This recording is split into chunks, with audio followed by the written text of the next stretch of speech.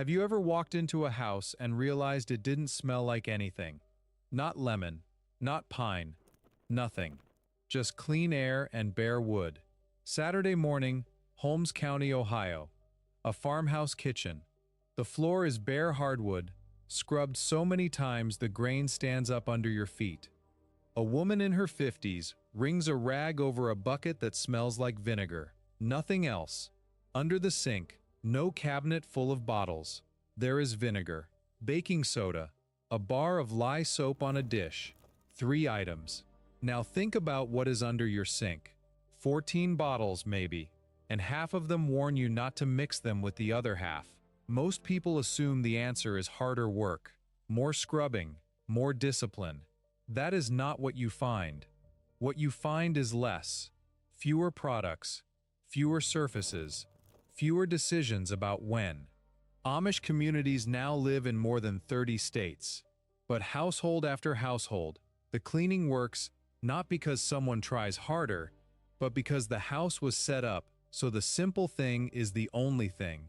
9 habits, most of them subtractions. None require a farmhouse. And the first one starts the moment somebody's feet hit the floor. 1. The morning sweep order. 4 minutes that run the whole day.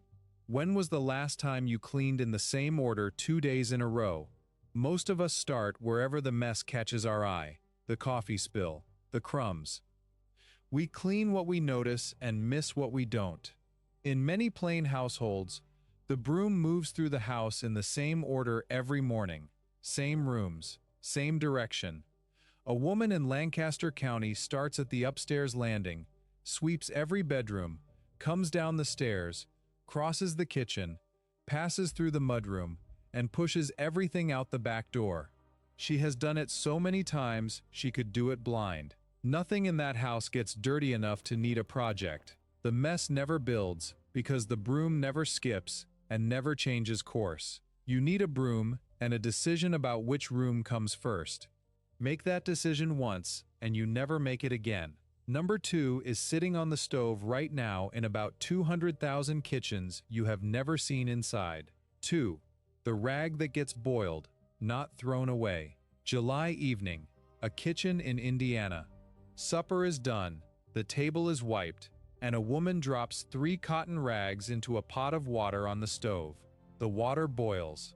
She fishes them out with a wooden spoon, hangs them on a line, and by morning they are dry, stiff, and clean. Most of us throw away something every time we wipe a counter. A paper towel, a disinfecting wipe, a sheet from a roll. In many Amish kitchens, a set of rags lasts for years. When one wears thin, it moves to floor duty. When it wears through, it goes. Start with any old cotton shirt and a pair of scissors. Cut it into squares. Use them. Boil them or run them through a hot wash. 8 to 10 squares, and you always reach for a clean one. How many rolls did you buy last year? Whatever the number, a stack of cotton and a pot of water could have handled it. And that brings us to the reason there are only 3 things under that farmhouse sink.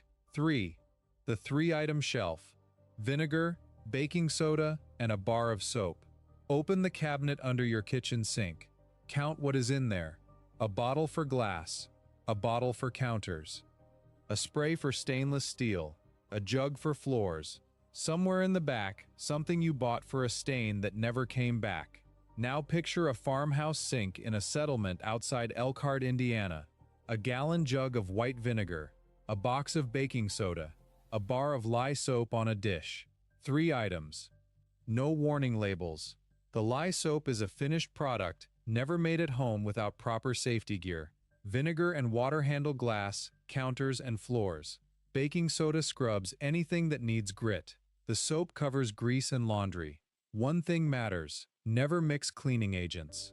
Vinegar and bleach together create a dangerous gas. The Amish approach sidesteps this because there is nothing under the sink that could be mixed wrong. Simplicity is the safety system. Could you empty that cabinet and start with 3 things this weekend? You could, and you would stop thinking about which bottle to grab. The decision disappears. Number 4 is sitting on the stove, and it has not been washed the way you think. 4. Cast iron that never meets soap. The skillet that cleans itself. Listen, a cast iron pan coming off a burner after cornbread. The faint tick of the metal cooling. A woman picks it up with a folded towel, wipes it with a dry rag while it is still hot, and sets it back on the stove. No soap, no water, no overnight soak. Most of us have a cast iron skillet somewhere, and most of us have scrubbed the seasoning off with dish soap, left it soaking until it rusted, or shoved it to the back of a cabinet. In many Amish kitchens, the same skillet sits on the stove every day. It gets wiped hot. The seasoning builds over years, and that surface does the work of a non-stick coating, except it does not peel and does not wear out in 3 years. Hot pan, dry rag, back on the stove. If something sticks, coarse salt and a quick scrub. Try it tonight. See what happens by the end of the week. That skillet is already doing half the work. Number 5 is about the floor underneath it. 5. Bare floors, chosen on purpose. Step back into that Holmes County kitchen. Bare hardwood. No rug by the sink, no mat by the door. The boards are pale, almost white, and the grain stands up in ridges you can feel through your socks. That is not damage. That is what happens when wood gets scrubbed 1,000 times. The soft fibers wash away, the hard grain stays, and that surface does not hold dirt. It lets it go. Most of us picked flooring for how it looked in the store, carpet that felt soft, tile that looked modern. Now we own a vacuum, a steam mop, and a carpet cleaner, and the floors still don't look like they did on day one. In many plain households, floors are bare on purpose. Wood, stone, or linoleum. A broom and a damp mop handle every room in minutes. The woman with the vinegar bucket from the opening of this video mops that kitchen floor every morning. It takes 2 minutes. She has never moved furniture to do it, because nothing sits on that floor that does not belong there. So far, everything on this list is something you do. Number 6 is something you open. 6. Windows open, even in March. Early morning, a bedroom outside Lancaster. March. Still cold enough to see your breath. The window is open 4 inches. The quilt is heavy, the room is cold, and the air smells like frost and nothing else. No fabric spray. No plug-in. Just moving air. In many Amish homes, windows open daily, every season, at least part of the day. Still air holds smells. Moving air carries them out. A house aired every morning never builds up the layered staleness that sealed modern homes fight with sprays and diffusers and filters. The average American home now contains somewhere between 60 and 80 synthetic fragrance sources. An Amish household that opens windows and skips all of those does not smell better. It smells like nothing, and the absence is startling when you walk in.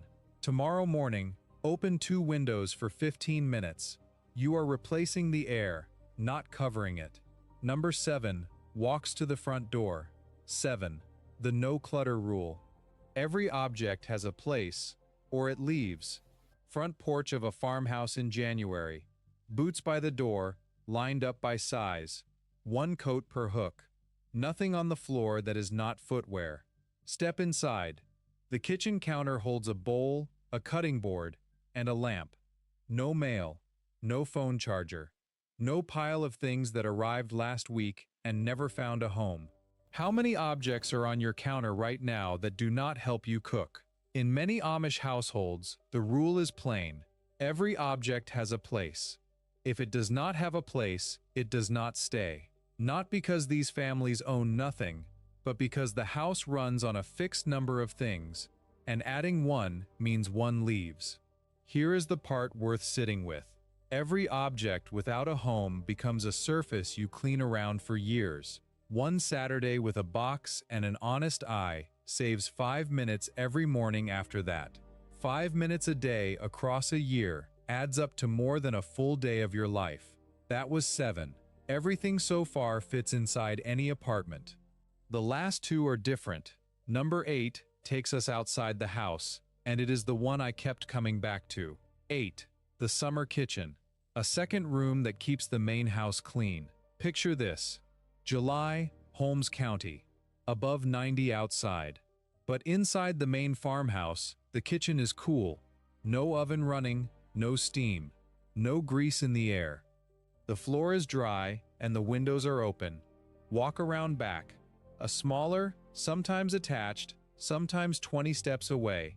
A roof, a stove, a long table, a sink. This is the summer kitchen.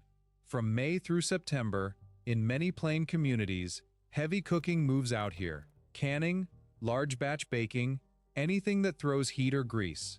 The main house stays cool and clean, not because someone scrubbed harder, but because the mess was never in the grease. Most of us cook everything in one kitchen. Every bit of heat and grease and moisture hits the same walls, same ceiling, same floor. Then we spend the weekend cleaning what the week put there. You probably don't have a summer kitchen, but the principle scales: a portable burner on a covered porch for canning, a grill that handles the jobs that splatter. The idea is plain. If a job makes a mess, move the job, not the mop. They did not build a cleaner house. They built the mess out of it. Number 9 is the last one. Not a product and not a tool. A decision. 9. The Monday decision. Routine as architecture, not willpower. Most people look at an Amish kitchen and think discipline. They think these families try harder. Wake earlier, care more. That is not what you find. What you find is a routine so fixed, the question never comes up. The broom moves at the same time every morning. The rags go in the pot at the same time every evening. Nobody decides to clean. The house decides for them. And this is the piece most of us miss. Willpower fails. A system does not. When you choose to sweep before coffee every morning, you do not need motivation on Thursday. Thursday is not a decision. It is a Tuesday that happened twice. You do not need a farm, a horse, or anyone's religion. You need one Monday morning when you decide what order the rooms go in. Fix that once, and every other habit on this list finds a place inside it. The routine is not the result of the clean house. The routine is the house. 9 habits. A sweep order that never changes. Rags boiled instead of thrown away. 3 things under the sink. A skillet wiped hot. Floors chosen to let dirt go. Windows open to replace the air. Counters cleared of everything that does not cook. Heavy work moved out of the room you live in. And a Monday decision that makes every morning after it automatic. None of that is willpower. It is a house arranged so the simple thing and the right thing are the same thing. And once they match, you stop thinking about cleaning entirely. Remember that kitchen floor with the grain standing up? The woman who scrubs it every morning never calls it a chore. It is always the day. And after all those years, the floor does not look worn. It looks finished. Which of these 9 did somebody in your family already do, without ever calling it a cleaning method? Maybe it was the rags on the line. Maybe the broom that started at the same end of the hall every morning. Tell me in the comments. I read every one. If one of these made you think of someone, send them this video. And if this was worth your time, the like button tells me to make more like it. Next time, we are looking at how a plain kitchen feeds a family of 9 through an Ohio winter without a single grocery run. If you want that one to find you, subscribe. That farmhouse in Holmes County, the vinegar bucket, the wrung-out rag, the bare floor catching morning light through an open window, and the house, early on a Saturday, smelling like absolutely nothing at all.